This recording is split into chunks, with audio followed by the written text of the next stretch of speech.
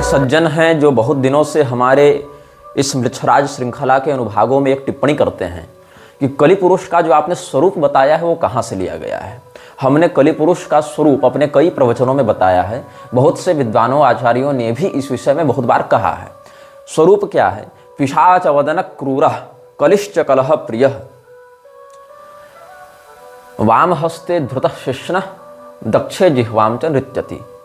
भाव क्या है कि बहुत क्रूर पिशाच के समान जिसकी मुखाकृति है, कलह में जिसको बड़ा मन लगता है, कलह से जो प्रेम करता है, अपने बाएं हाथ में लिंग को पकड़कर और दाहिने हाथ में जिह्वा को पकड़कर जो नृत्य कर रहा है, ऐसा स्वरूप कलियुग का बताया गया है। और इसी कलि पुरुष की आराधना करके मृच्छराज वर्तमान वाले ने भी और पहले वालों ने भी बहुत कुछ उपद्रव किया और आगे करने की योजना बनाते रहते हैं और अपने अनुयायियों को, अपने आराधकों को प्रत्यक्ष रूप से अथवा परोक्ष रूप से लोगों में अधर्म को ही धर्म के रूप में प्रतिस्थापित करने के लिए भेजते रहते हैं। इतना आपको हमने बोध पहले भी करा दिया था।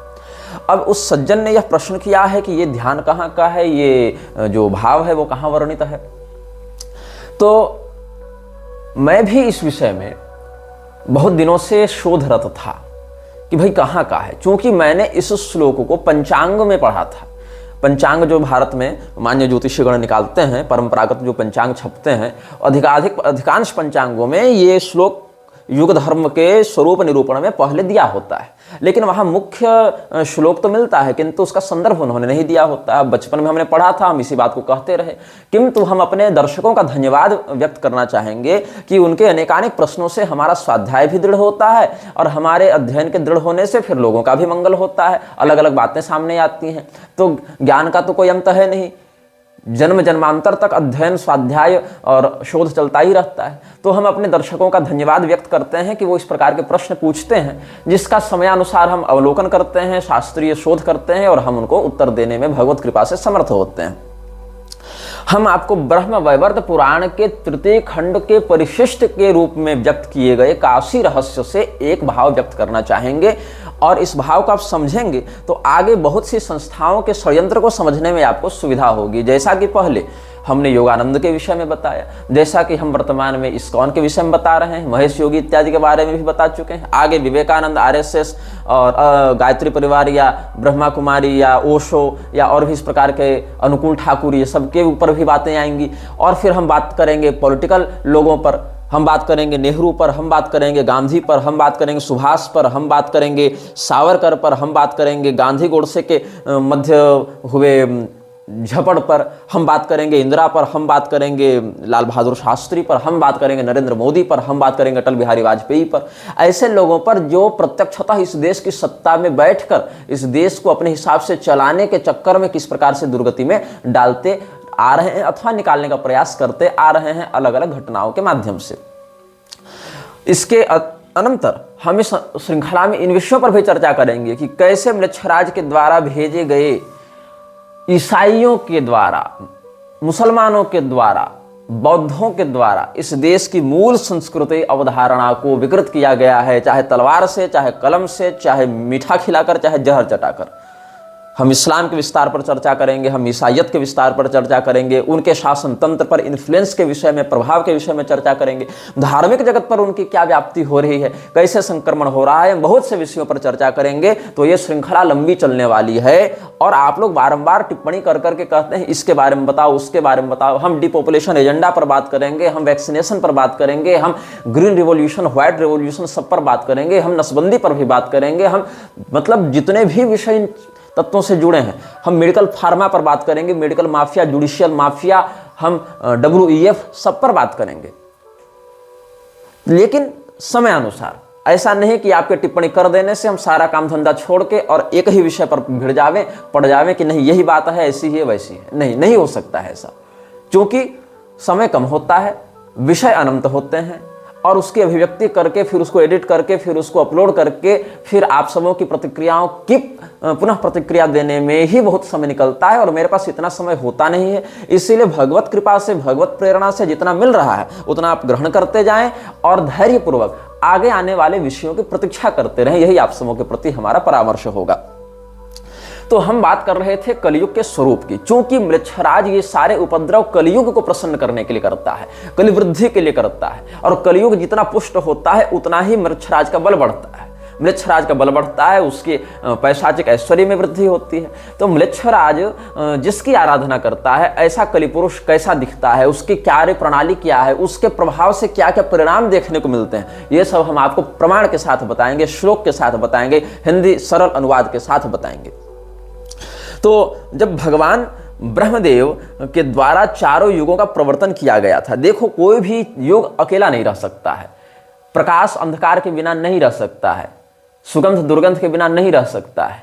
मतलब दोनों साथ साथ नहीं रहेंगे एक जगह एक साथ, लेकिन प्रकृति में सत्वगुण रजोगुण तमोगुण तीनों रहेंगे वैषम्य भाव से, तभी संसार चक्र प्रवर्तित होगा। ये बात मैं समझाना चाह रहा हूं। किसी भी एक वर्ण से, किसी भी एक तन्मात्रा से, किसी भी एक तत्व से, किसी भी एक गुण से, ये किसी भी एक कालखंड से संसार गतिमान नहीं हो सकता है। इसीलिए अपेक्षाकृत कम ही सही, लेकिन किसी मात्रा में अधर्म को रहना पड़ेगा, किसी मात्रा में तमोगुण को रहना पड़ेगा। इसीलिए कलयुग को पूरे समय चक्र में कितना हिस्सा मिला है? मात्र 10%, 1/10 मिला है।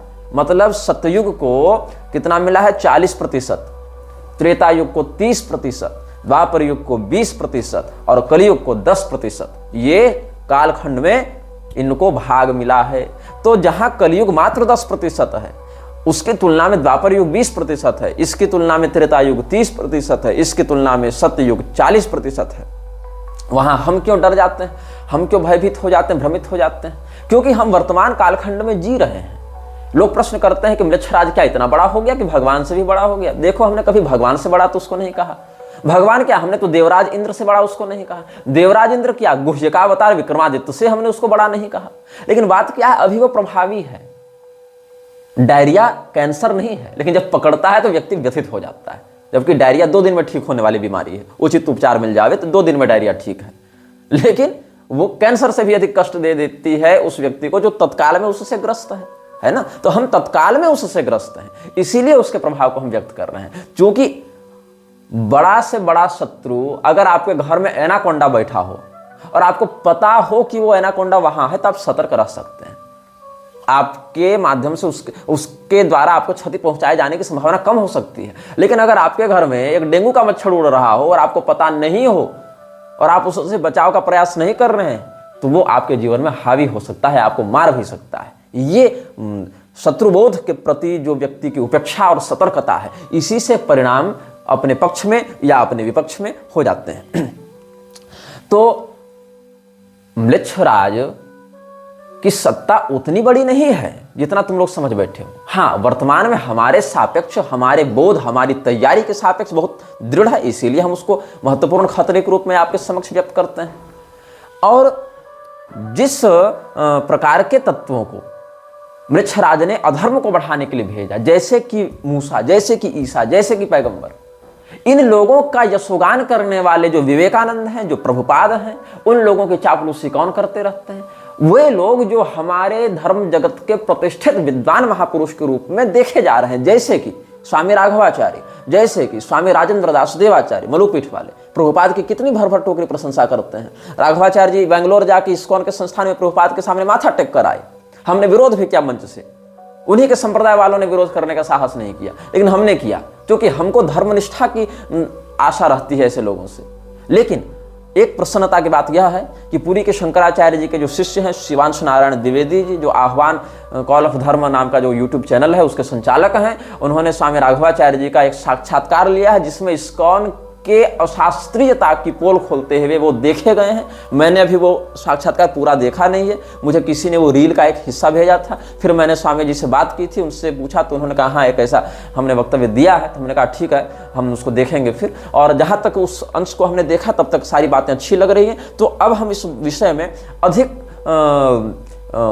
कोई बुरा नहीं मानते और एक प्रकार से यह चिंतन करते हैं कि राघवाचार्य जी बेंगलोर जाकर जो प्रभुपाद के सामने माथा टेकाए, उस दोष का कुछ समन इस साक्षात्कार के माध्यम से हो गया। किंतु गुरुचरण दास जैसे लोग जो इन विषयों में बिल्कुल नहीं जानते, म्लेच्छराज, उसकी कार्य प्रणाली, प्रभुपाद के कुकर्म, इनके विषय में कुछ नहीं जानते या जानना चाहते नहीं, या अपने राजेंद्र दास जैसे गुरुओं के इन्फ्लुएंस में, प्रभाव में आकर के हमारे गुरुजी इनको भक्त बता रहे हैं, हमारे गुरुजी इनको संत बता रहे हैं तो जरूर होंगे, ऐसे भी हरिनाम का कीर्तन तो विदेशों तक में करवा दिया तो संत ही होंगे, ऐसा जो मानकर चल रहे हैं, उन लोगों के प्रभाव में आने वाली सामान्य हिंदू जनता प्रभुपाद जैसे लोगों के कपट छल को नहीं पकड़ पाती हैं। और जब नहीं पकड़ पाती हैं, हम जैसे लोग सप्रमाण उनका विरोध करते हैं, तो ये लोग उठकर आ जाते हैं कि नहीं नहीं, प्रभुपाद तो बहुत बड़े संत थे, तुम संत की निंदा करते हो। प्रभुपाद कितना बड़ा संत था ये मैं तुमको बता दे रहा हूँ। आप श्रीमद् भागवत का अगर अध्ययन किए होंगे, अध्ययन नहीं किए होंगे, कम से कम आपने सुना होगा उन कथानकों को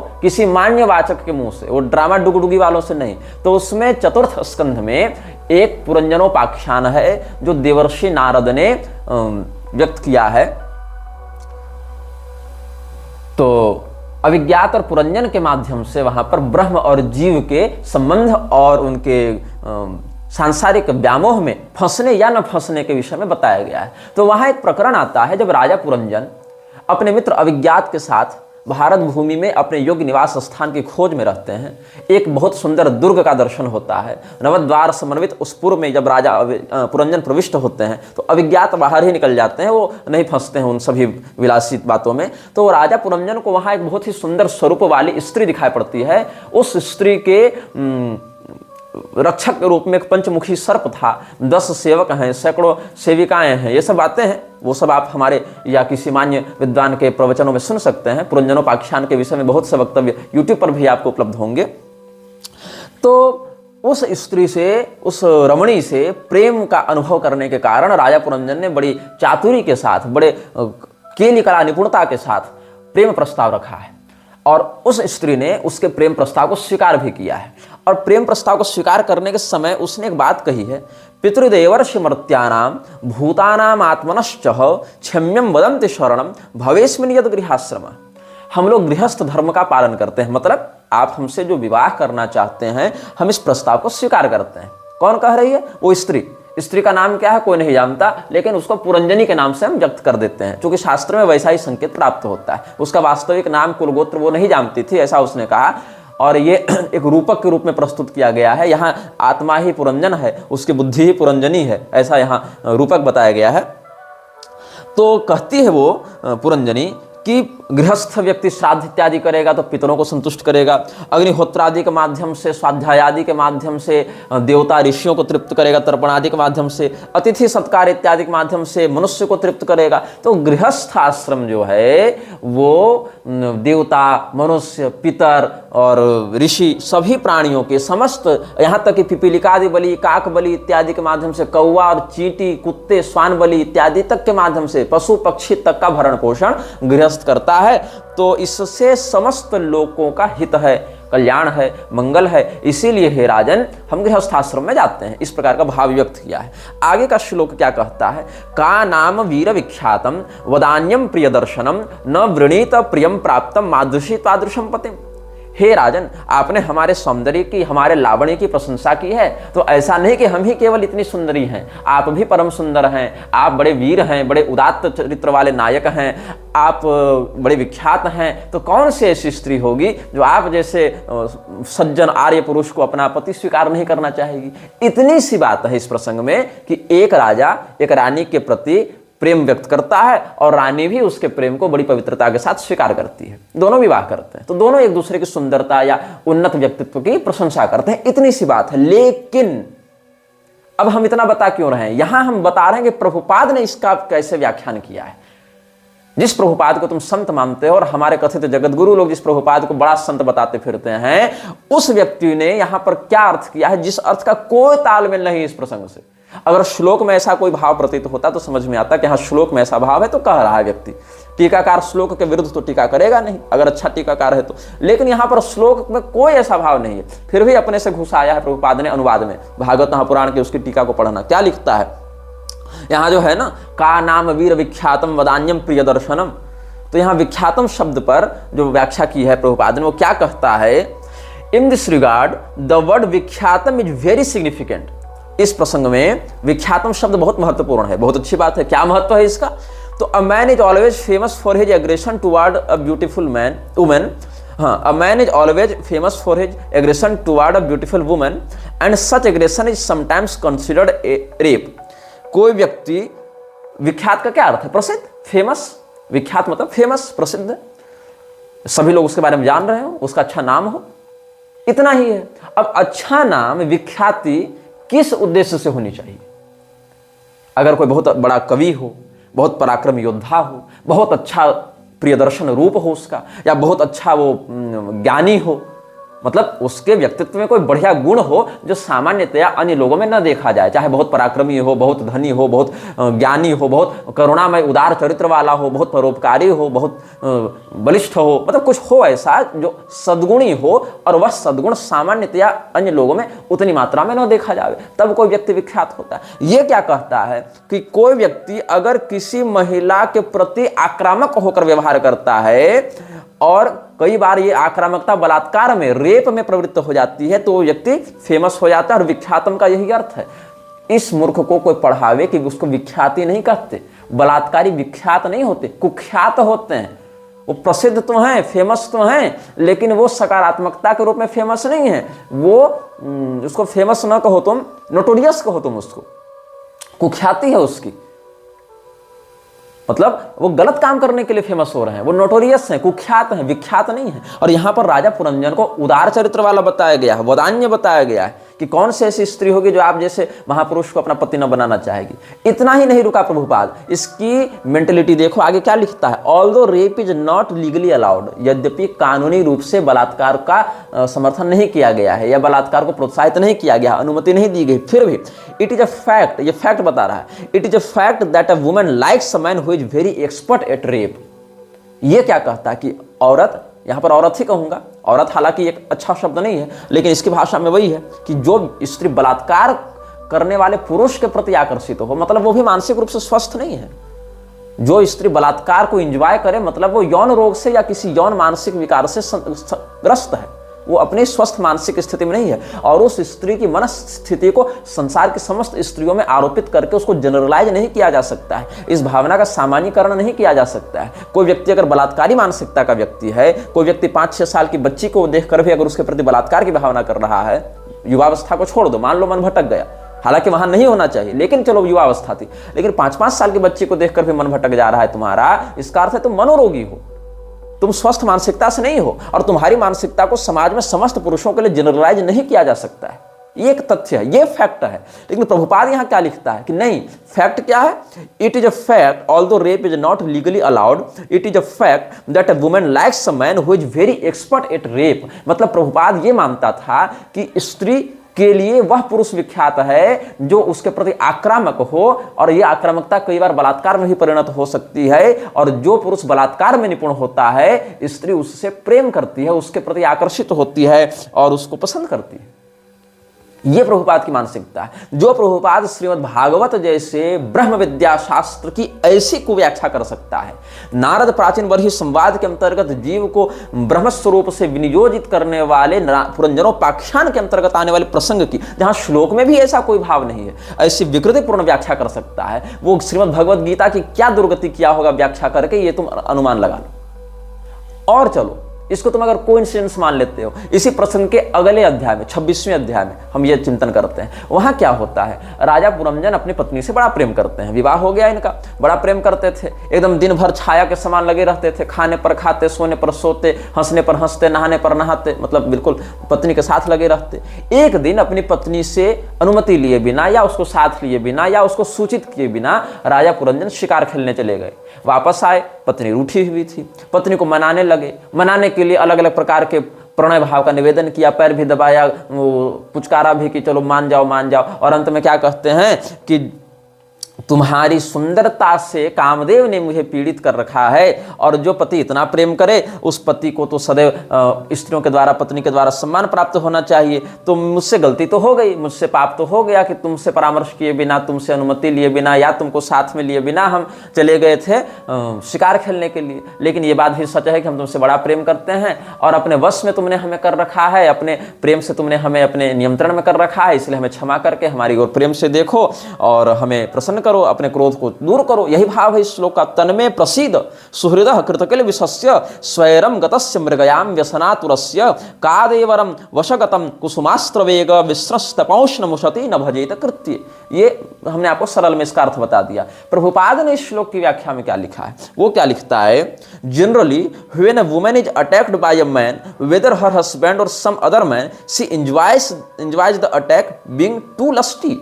श्रीमद् भागवत के चौथे स्कंध के 26वें अध्याय के 26वें श्लोक की व्याख्या में प्रभुपाद ने लिखा है। अगर मैं गलत हूं तो तुम क्रॉस वेरीफाई कर सकते हो।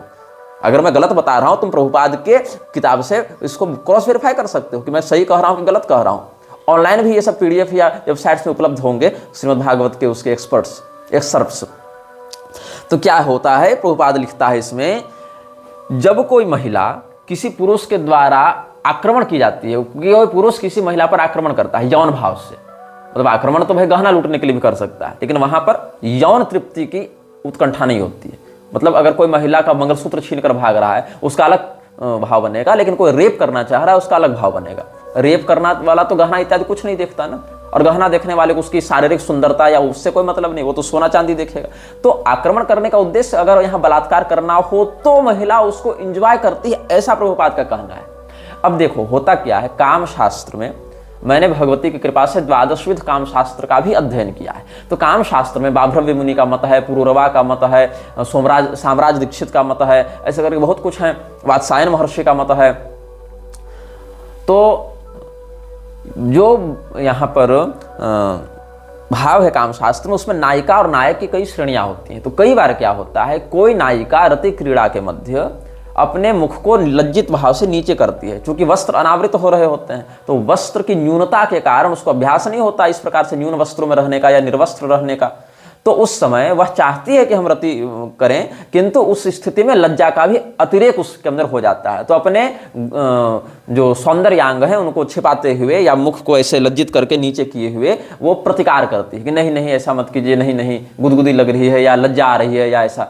तो उस समय नायक जो है उसके प्रेम की अभिवृद्धि करता है, बलपूर्वक उसके हाथ को पकड़ता है, उसके साथ रति का व्यवहार करने लगता है, लेकिन वहां पर अपनी प्रियतमा को ये कष्ट देने के लिए या अपने प्रियतमा को तिरस्कृत करने के लिए वो नहीं करता है, बल्कि वो थोड़ा सा मतलब अपने बल का प्रदर्शन करता है। और इस समय संतुलित मात्रा में उसके ऐसे हठ करने से, ऐसे बल करने से उस प्रियतमा के लज्जा की निवृत्ति होती है और फिर वो उस प्रेम का आनंद लेती है। ये एक तथ्य है, ये काम शास्त्र का एक मत है। लेकिन अगर वह रति की इच्छा नहीं रखती और विशेष करके जब वो उसका पति भी नहीं है, मतलब बलात्कार हो रहा है उसके साथ, तब क्यों एंजॉय करेगी भाई? तब तो वो रोएगी, चिल्लाएगी, अपनी रक्षा की प्रार्थना करेगी। इन लोगों ने, इन मूर्खों ने सीता जी का चरित्र नहीं पढ़ा है। रावण कितना प्रलोभन दिया, सीता जी का मन डिगा, सपने में भी डिगा। दमयंती का मन डिगा था, वो व्यास से बलात्कार करना चाहता था तो डिगा था मन। द्रौपदी जी का मन डिगा था। अरे इन सती साध्वी जो हमारी देवियां हैं, हमारी भगवती हैं, उनका तुम चरित्र क्यों नहीं देखते? तुम सामान्यतः जनरलाइज कर रहे हो। कुलटा स्त्री का व्यक्तित्व यहां थोड़ी दिखाया जा रहा है। और कुलटा स्त्री भी बलात्कार को एंजॉय नहीं करती है, उसको भी पैसा देकर कोई व्यक्ति खरीदता है, कोई वेश्यागमन करता है तो धन देकर उसको संतुष्ट करता है, नहीं तो वो भी एंजॉय नहीं करती है। और ये क्या लिखता है, जनरलाइज कर रहा है इस बात को।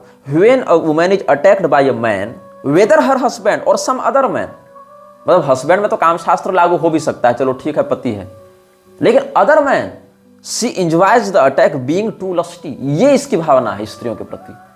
हाँ, ये सत्य है कि स्त्रियों में कामातिरेक पुरुष की अपेक्षा 8 गुण अधिक होता है। ये बात भी सत्य है कि स्त्री अगर दुष्ट चरित्रा हो जावे तो समस्त पुरुषों को भी दुष्ट चरित्र बना सकती है। मान लो किसी मोहल्ले में 10 घर हैं, उस 10 घर में एक घर जो है वो एक वेश्या के प्रति आकर्षित होने वाला या दुष्चरित्र पुरुष का है, तो उस एक दुष्चरित्र पुरुष के मन में जो विकृति है उसके कारण 10 घर की महिलाएं, बाकी 9 घर की महिलाएं भी दुष्चरित्र हो जाएं, ऐसा आवश्यक नहीं है। लेकिन अगर एक घर की महिला दुश्चरित्रा है तो वो संकेत स्थान का प्रयोग करके पूरे मोहल्ले को भी भ्रष्ट कर सकती है, क्योंकि अगर महिला स्वयं से पहल करे तो पुरुष के भटकने की संभावनाएं बहुत बढ़ जाती हैं और महिला उसको गोपनीय रखती, इसीलिए वो विकृति कितनी फैलती कोई नहीं जानता। व्यभिचार को महिला ही छिपाकर प्रश्रय देती है, ये सत्य है। अगर महिला अपने चरित्र पर निष्णात रहे तो अगर उसके साथ कोई बलात्कार करने आ भी जाए तो वो छिपेगा नहीं, वो दंडित होगा समाज के द्वारा, वो पर्दा उसका खुल जाएगा। लेकिन अगर वही छिपाने पर आ जाए, वही अगर प्रोत्साहित करने लग जाए तो सैकड़ों पुरुषों को व्यभिचारी बना सकती है। और अगर सच्चरित्रा तो एक ही पुरुष के व्यभिचार के इसमें प्रस्तावन पर उसका जो है वो जीवन बिगाड़ देगी, ये बात होती है। लेकिन प्रभुपाद ने क्या कहा, दोनों बातों का आप देखें, 25वें अध्याय के 40-41 श्लोक और 26वें अध्याय के 26वें श्लोक, चौथे स्कंद से बता रहा हूं। क्या लिखता है, In this regard, the word Vikyatam is very significant. A man is always famous for his aggression toward a beautiful woman, and such aggression is sometimes considered rape. Although rape is not legally allowed, it is a fact that a woman likes a man who is very expert at rape. Generally, when a woman is attacked by a man, whether her husband or some other man, she enjoys the attack, being too lusty. ये विचार है प्रभुपाद के। और प्रभुपाद जो है वो शिव पुराण इत्यादि की खूब निंदा करता था। प्रमाण नहीं मानेंगे हम इन बातों को, ये सब प्रामाणिक नहीं है ग्रंथ, तामसी पुराण है, इनको हम नहीं मानेंगे। तो किसको मानेंगे, तो क्या मानेंगे, तो क्या लिखता है, we have got this opportunity. ये कहां है, भागवत का जब ये प्रवचन कर रहा था सैन फ्रांसिस्को में बैठकर, प्रभुपाद सैन फ्रांसिस्को में 13 मार्च 1967 ईस्वी को, 13th of March 1967, sitting in San Francisco giving lecture on Bhagavat, Prabhupada states, क्या कहता है Prabhupada, we have got this opportunity, this human form of life with sense, so that we can understand the Srimad Bhagavatam, Bhagavad Gita और Bible और Quran. These are mean for civilised human society. These are the real words of Prabhupada when he was giving lecture on Srimad Bhagavat sitting in San Francisco on 13th of March 1967। क्या कहता है प्रभुपाद, हमें ये अवसर मिला है, ये मनुष्य जीवन और ये प्रज्ञा मिली है, ये बुद्धि मिली है, ताकि हम समझ सकें उन ग्रंथों को जो सभ्य मानव समाज के लिए बनाए गए हैं, जैसे कि श्रीमद् भागवत, भागवत गीता, बाइबल या कुरान। अगर शिव पुराण से कोई प्रमाण इन लोगों को दो, इन लोगों को स्कंद पुराण से कोई प्रमाण दो, इनको अगर ऐसे किसी ग्रंथ से प्रमाण दो जहां भगवती दुर्गा का चरित्र महात्म्य बताया गया है, जहां गणेश पुराण हो, देवी भागवत हो, तो वो सब क्या कहेंगे, ये सब अप्रमाण है, ये सब मायावादी ग्रंथ हैं, ये सब हम नहीं मानते। लेकिन मानव जीवन क्यों मिला है इसको, कुरान और बाइबल पढ़ने के लिए, और गीता और भागवत को ये कुरान और बाइबल के समकक्ष रख रहा है। मतलब इसके लिए कुरान और गीता में कोई अंतर नहीं, बाइबल और भागवत में कोई अंतर नहीं, ये इसकी बुद्धि। लेकिन इसको शिव पुराण और भागवत में भेद दिख जाता है। ये प्रभुपाद की ओरिजिनल वाणी है। अब बताओ, बाइबल और कुरान को, भागवत महापुराण और गीता के समतुल्य समझने वाला और स्वयं को उसको समझने के लिए मानव जीवन प्राप्त हुआ, ऐसा कहने वाला व्यक्ति चैतन्य महाप्रभु का अनुयायी है, मध्वाचार्य जी का अनुयायी है, गौड़ी संप्रदाय का आचार्य है। और ये सब आजकल के कथित बड़े बड़े जगत गुरु और महामंडलेश्वर इसको प्रणाम करते हैं। और आगे देख लो क्या होता है। 1 जुलाई 1976 को जब अक्षोयानंद ये सबसे बात नहीं, ये जब बात हो रही थी, अक्षोयानंद को तो गाली दिया था इसने, अक्षोयानंद या क्या नाम है इसका, स्वामी करपात्री जी और स्वामी अखंडानंद जी वो क्या कहा था इसने, it is very popular amongst the Mayavadi people you speak of, all now the so called Vedantis they are speaking on Shrimad Bhagavatam distorting. मतलब आजकल के जो मायावादी वेदांती हैं, जिनको शंकराचार्य की परंपरा वालों को खूब गाली देता था ना प्रभुपाद, लेकिन कभी इसने ईसा मसीह को कुछ नहीं भला बुरा कहा, क्योंकि तुरंत विदेश वाले 2-2 लाख देके निकाल देते वहां से। लेकिन उनका पैसा चाहिए था, उनको अपनी ओर कल्ट बनाकर आकर्षित करना था। स्वामी करपात्री जी जब भागवत महापुराण पर प्रवचन करते थे तो क्या प्रौढ़ता थी उनके व्याख्यान में, अगर आपने सुना है या पढ़ा है तो समझ सकते हैं। स्वामी अखंडानंद जी कितना बढ़िया प्रवचन करते थे, उनके भागवत के मर्म को अगर तुम पढ़ने बैठो, सुनने बैठो, समझने बैठो तो वहां से निकलने मन नहीं करेगा, वहां डूबे रहने मन करेगा। एक एक श्लोक पर ऐसा भाव प्रस्तुत करते थे ये दोनों महापुरुष। और मलुक पीठ वाले महाराज जी भी इन दोनों महापुरुषों की खुलेआम सराहना करते हैं, मंच से प्रशंसा करते हैं और कई मामलों में इनका संदर्भ देकर उदाहरण भी देते हैं। राघवाचार्य जी भी ऐसा करते हैं, पूरी के शंकराचार्य जी भी ऐसा करते हैं, मतलब जो भी इस प्रकार से शास्त्रीय ग्रंथों से जुड़े लोग हैं वो ऐसा करते हैं। किंतु क्या कहा था इसने, प्रभुपाद ने, जो गीता और भागवत को कुरान और बाइबल के समतुल्य बता रहा है और प्रामाणिक बता रहा है कुरान बाइबल को, वो भागवत के प्रवचन करने पर करपात्री स्वामी को कहता था कि तुम तो भागवत के अर्थ को विकृत करते हो। जो रेप का समर्थन भागवत से करवा रहा है, बलात्कार का समर्थन भागवत से करवा रहा है, वो स्वामी करपात्री जी पर आक्षेप करता था कि तुम भागवत की गलत व्याख्या कर रहे हो। और क्या कहता था, रास्कल कहता था। अब बोलना पड़ेगा, लिखा है, कहा है इसने, इसीलिए बोलना पड़ेगा, इसलिए मैं क्षमा चाहता हूं ऐसे महापुरुषों से। मेरा सिद्धांत के विरोध हो भी जावे तो इस प्रकार की हम शब्दावली का प्रयोग नहीं करते हैं। Now the so called Vedantis they are speaking on Shrimad Bhagavatam distorting Akhandananda Karpatri the rascals, ऐसा इसने कहा है। स्वामी करपात्री जी के विरोध में अगर अभी हम ऐसे शब्द का प्रयोग कर दें, भगवत कृपा से नहीं करेंगे, लेकिन अगर कर दें तो कितने लोग मेरे विरुद्ध हो जाएंगे। तो लोग कहेंगे संत की निंदा करते हो, लेकिन इस्कॉन के संस्थापक प्रभुपाद के इन वास्तविक शब्दों पर कोई ध्यान नहीं दे रहा है। और आगे देखो, तुलसीदास जी के विषय में तो कह ही चुका है कि he is not pure Vaishnava, he has got Mayavadi touch. Tulsidas ji pure Vaishnava नहीं है, वो मायावादी प्रभाव में थे, ऐसा कह रहे हैं। लेकिन पैगंबर प्योर वैष्णव था, ईसा मसीह प्योर वैष्णव था, उस पर भी बाद में आएंगे इसके लिए। और क्या कह रहा है, चैतन्य चरितामृत पर जब ये व्याख्यान कर रहा था 1966 में, जब इस्कॉन शुरू बना था 27 नवंबर 1966 को, शुरू में, ये नहीं कि प्रभुपाद के मरने के बाद इस्कॉन गड़बड़ हो गया, शुरू की बात देख लो। If you stick to particular type of scripture, oh I am Christian, oh I can not go beyond my Bible, oh I am Hindu, oh I am can not go beyond my Vedas Purana as Mahabharata, oh I am Muslim, I can not go beyond my Quran, but you will find because we are all foolish and we will find there is difference between Quran, difference between Bible, and actually there is no difference.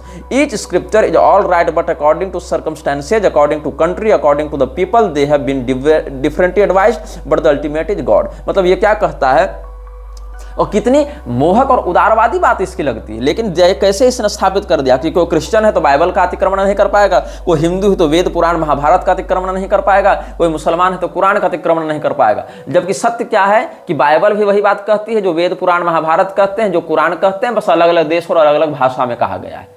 ये कह रहा है, मतलब कैसे कैसे Quran Bible को जोड़ते जोड़ते साथ में वेद महाभारत पुराण को भी उसी औकात में लाकर इसने खड़ा कर दिया है। आगे देखो, भागवत महापुराण के तृतीय स्कंध पर न्यूयॉर्क में जब ये व्याख्यान कर रहा था तो shrutya means revealed scriptures, just like in the world there are many revealed scriptures, there are Vedas, Puranas, Bible, Quran, and there are so many religious scriptures also.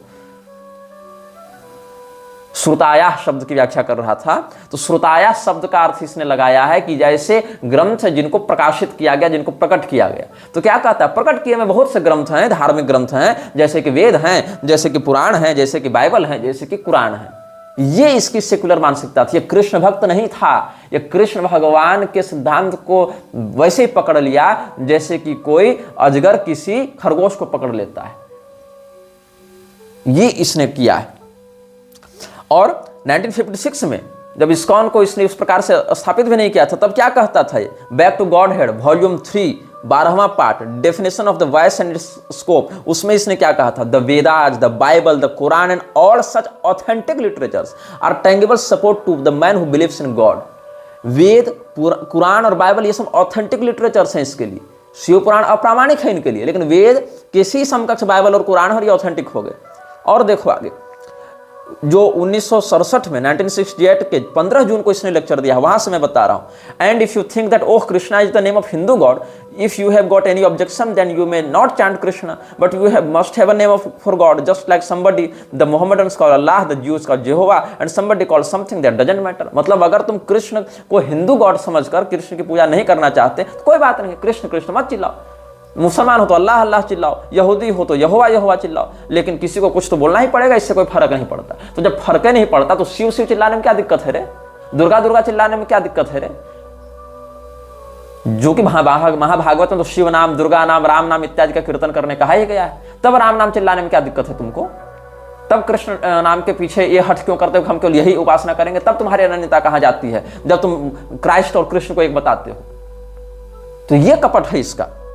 Geneva में 4 जून 1974 को इसने क्या कहा था कि मोहम्मद और जीसस भी अवतार हैं, we accept Lord Jesus Christ also, सत्यावेशावतार, मोहम्मद सत्यावेशावतार। ये प्रोफेसर रेगमे जो यूनिवर्सिटी ऑफ लॉसेने के संस्कृत के प्रोफेसर थे, उनसे संवाद करते हुए इसने जिनेवा में 4 जून 1974 को प्रभुपाद ने कहा था। किसके सामने कहा? प्रोफेसर रेगमे के नाम पास। प्रोफेसर रेगमे कौन थे? यूनिवर्सिटी ऑफ लॉसेने में संस्कृत के प्रोफेसर थे, और ये कमरे में बात हुई थी जिनेवा में 4 जून 1974 को, जहां ये कहता है कि हम तो लॉर्ड जीसस क्राइस्ट को भी सत्यावेशावतार मानकर स्वीकार करते हैं, पैगंबर को भी सत्यावेशावतार मोहम्मद को भी मानकर स्वीकार करते हैं। ये इसकी बात है, ये कपट तुम समझो यहां पर। और भगवान कृष्ण के अवतारों में जब ये लोग जो बैनर रिलीज किए थे, वहां सबसे ऊपर कृष्ण भगवान है, और उनसे जब आप लाइनेज देखते जाएंगे तो एक जगह प्रभुपाद को कृष्ण का अवतार दिखाया, फिर ईसा मसीह को दिखाया, फिर पैगंबर को दिखाया है। ऐसे व्यक्ति को तुम संत मानते हो? इस व्यक्ति को फ्रीमेसन्स ने खड़ा किया है, मृच्छराज ने खड़ा किया हिंदुओं के विरुद्ध, सनातन धर्म को विकृत करने के लिए। और यहां पर जीसस क्राइस्ट को अवतार बता रहा है, बाइबल और कुरान को प्रामाणिक ग्रंथ बता रहा है, लेकिन भागवत महापुराण के पहले स्कंद के दूसरे अध्याय के 23वें श्लोक में क्या लिखता है कमेंट्री में? The materialists and the foolish human being worship Brahma and Shiva respectively. मतलब जो मूर्ख और भौतिकवादी लोग हैं, मायावादी लोग हैं, या जो अज्ञानी लोग हैं, वो ब्रह्मा जी की पूजा करते हैं, वो शिव जी की पूजा करते हैं। ये अर्थ लगा रहा है। मतलब जीसस क्राइस्ट की पूजा करना ठीक है, पैगंबर की पूजा करना ठीक है, लेकिन शिव जी और ब्रह्मा जी की पूजा करना गलत हो गया प्रभुपाद के लिए। और देखो, रामानुजाचार्य जी और मध्वाचार्य जी को जीसस क्राइस्ट के समान मानता था। क्या आज के वैष्णवाचार्य जैसे मलु पीठवाले जैसे राघवाचार्य इस बात को प्रामाणिक मानेंगे?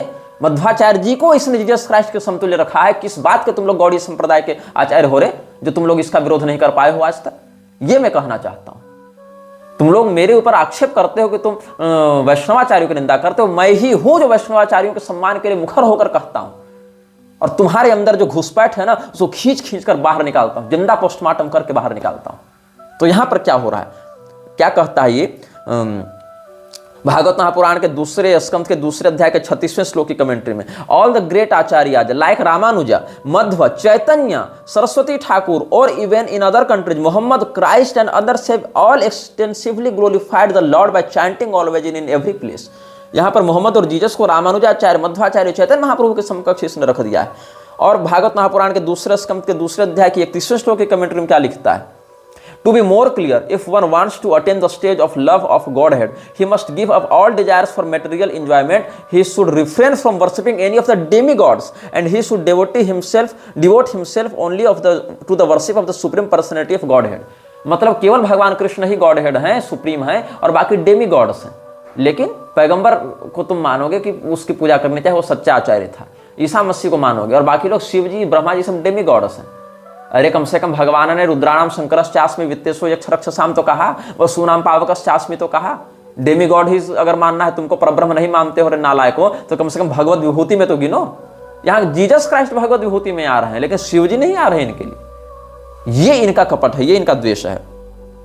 और Maitreya was a great sage and a learned scholar philosopher, but not a pure devotee of the Lord. Maitreya मुनि जो विदुर जी को भगवान की इतनी सुंदर भक्ति बता रहे हैं, इतना सुंदर गजब का ज्ञान दे रहे हैं, मैत्रेय मुनि जो भागवत महापुराण का विदुर जी, परम भागवत परम भक्त विदुर जी को उपदेश कर रहे हैं, वो प्रभुपाद के लिए सच्चे भक्त नहीं थे। गोस्वामी तुलसीदास जी सच्चे भक्त नहीं थे, इसके लिए तो दुर्वासा मुनि भी सच्चे भक्त नहीं थे। जबकि ब्रह्मवैवर्त पुराण के प्रकृति खंड में शिव जी ने स्वयं दुर्वासा जी को भगवान कृष्ण का परम भक्त बताया है, वहां इसको प्रमाण नहीं मानेगा ये। मैत्रेय मुनि जो जिनके पास भगवान के परम भक्त उद्धव जी ने परम भक्त विदुर जी को ज्ञान लेने भेजा, वो मैत्रेय जी इसके लिए भक्त नहीं थे प्रभुपाद के लिए। लेकिन जीसस क्राइस्ट बहुत बड़ा भक्त था, पैगंबर बहुत बड़ा भक्त था। और बहुत कुछ इसने लिखा है जिसके विषय में हम आपको अच्छा, वशिष्ठ मुनि जो भगवान श्री रामचंद्र जी के गुरु, सोचो कितने बड़े भक्त रहे होंगे। अत्रि मुनि जिनके यहाँ भगवान दत्तात्रेय पुत्र बनकर आए, ये लोग इसके लिए भगवान के भक्त नहीं थे। It appears that Vashishtha was not free from tamoguna, the mode of ignorance. Bhagavata Mahapurana के 9वें स्कंध में लिखते हैं ये लोग, अत्रि मुनि can not be counted among the pure devotees. मतलब अत्रि मुनि भी पवित्र भक्त में नहीं, जबकि अत्रि मुनि ने वैष्णवागम की अत्रि संहिता का उपदेश किया है। मतलब अत्रि मुनि जिनके पुत्र बनकर भगवान दत्तात्रेय के रूप में आए, वशिष्ठ मुनि जिनका शिष्यत्व श्री राम जी के रूप में भगवान ने स्वीकार किया, दुर्वासा मुनि जिनको गुरु रूप में भगवान ने अपना गोपियों को परिचय दिया, दुर्वासा जी हमारे गुरु हैं, ऐसे भक्त भी भक्त नहीं थे। गोस्वामी तुलसीदास भक्त नहीं, और ये मैत्रेय मुनि भक्त नहीं, दुर्वासा मुनि भक्त नहीं, वशिष्ठ जी भक्त नहीं, तो भक्त कौन? केवल प्रभुपाद इकलौता पैदा हुआ था भक्त बनकर, और कोई भक्त नहीं था। ये इनकी धूर्तता है। तो हमने आपको प्रभुपाद के ही वचनों से सब कुछ बताया कि कैसे ये लोग मूर्खता करते जा रहे हैं। और कलयुग के विषय में जो हम आपको बताना चाह रहे थे कि कलयुग किस प्रकार से उसका स्वरूप है या कलयुग का कैसा लक्षण है, ये सब हम आपको जो बता रहे थे। तो उस विषय में जब ब्रह्मा जी ने चारों युगों की रचना की थी, तो चारों युगों में अलग अलग कालमान है, जिसमें कलयुग का हिस्सा 10% है, द्वापर युग का हिस्सा 20% है, त्रेता युग का 30% है, और सत्ययुग का 40% है। तो यहाँ पर ब्रह्मा जी ने जो सतयुग का स्वरूप बताया है वो कैसा है? सत्यम वैराग्य बहुलम ज्ञानवत पूर्ण विग्रहम यज्ञोपवीताक्षमाल प्रकोष्ठम ब्राह्मण प्रियम। सत्य स्वरूपी, जिसमें वैराग्य की प्रधानता हो, जो ज्ञान से परिपूर्ण हो, जिसका स्वरूप जो है यज्ञोपवीत से युक्त हो, अक्षमालिका से युक्त हो, ऐसा ब्राह्मण प्रिय जो युग है वह सत्य युग है। इस प्रकार से अब त्रेता द्वापर इत्यादि का देखो। त्रेताद्रुत तनु सद्भीर जुह्वन सुर्वकरो वृषः धर्म प्रवर्तकश्चापि प्रिय धर्म प्रकृतितः। त्रेता युग का कैसा स्वरूप है? सतयुग का तो जप करते हुए है कि यज्ञोपवीत है, ब्राह्मण के स्वरूप में है, जप कर रहे हैं, और जप करते हुए सत्य युक्त होकर ज्ञान वैराग्य से परिपूर्ण जिनका विग्रह है वो सत्य युग हो गए। अब ऐसे अलग अलग भाव भी हैं, लेकिन यहाँ चारों युगों का हम बता दे रहे हैं। फिर त्रेता युग का कैसा है? त्रेता युग बिल्कुल आदृत तनु है, भस्म इत्यादि से आदृत है जिनका शरीर, और कर्मकांड में इनकी निपुणता है। मतलब ज्ञान कांड प्रधान कौन हो गए? सत्ययुग, और कर्मकांड प्रधान हो गए त्रेतायुग। और सज्जनों से घिरे होकर सूर्य को हाथ में लेकर हवन कर रहे हैं, यज्ञ कर रहे हैं, और धर्म को बढ़ा रहे हैं, धर्म का प्रिय कर रहे हैं, ऐसा त्रेतायुग का स्वरूप है। द्वापर युग का कैसा है?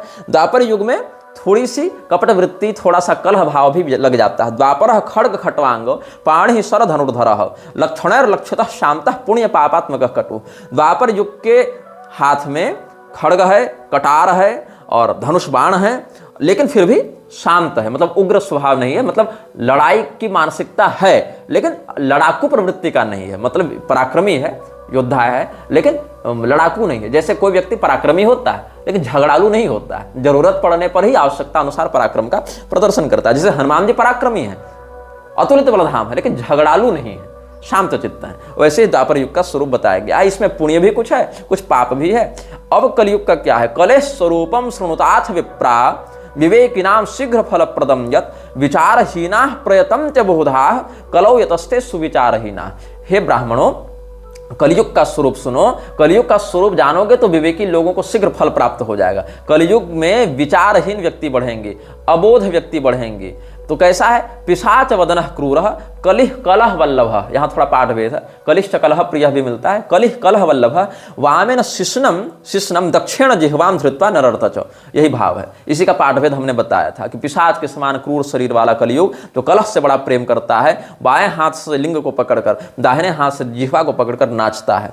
और पाणिना पामरैस्तुल्य पुण्या पुण्य विमिश्रकः ब्रह्मणोग्रे हसन खिब्जन रुदन मुह्यन अवस्थितः स्मित पूर्वमुवाचैनम ब्रह्मा पद्मवरासन।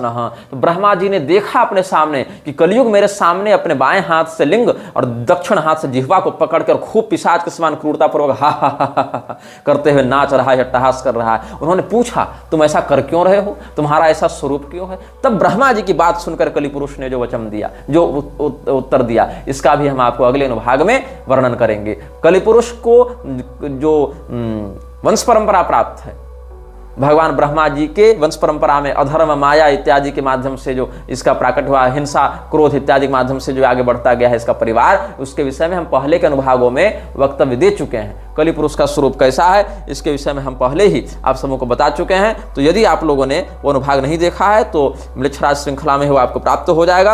अनुभाग 7 में अगर आप जाएंगे तो कलि पुरुष का जन्म कैसे हुआ था, कल की पुराण में कलि पुरुष के बारे में क्या बताया गया है, ये सब भी आप सुन लेंगे। तो अनुभाग 7 एक बार देख लीजिएगा।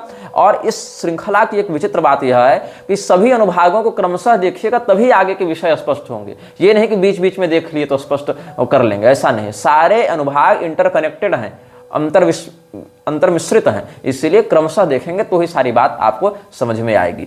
यह वीडियो जल्द ही हटा दिया जा सकता है। कृपया थर्ड पार्टी ऐप्स का उपयोग करके डाउनलोड करें। आप इस वीडियो को अपने चैनल पर फिर से अपलोड भी कर सकते हैं।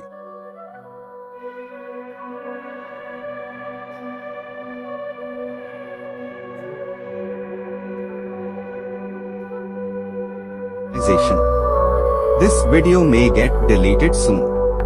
Please download using third-party apps. You may also re-upload this video on your channels. Thank you.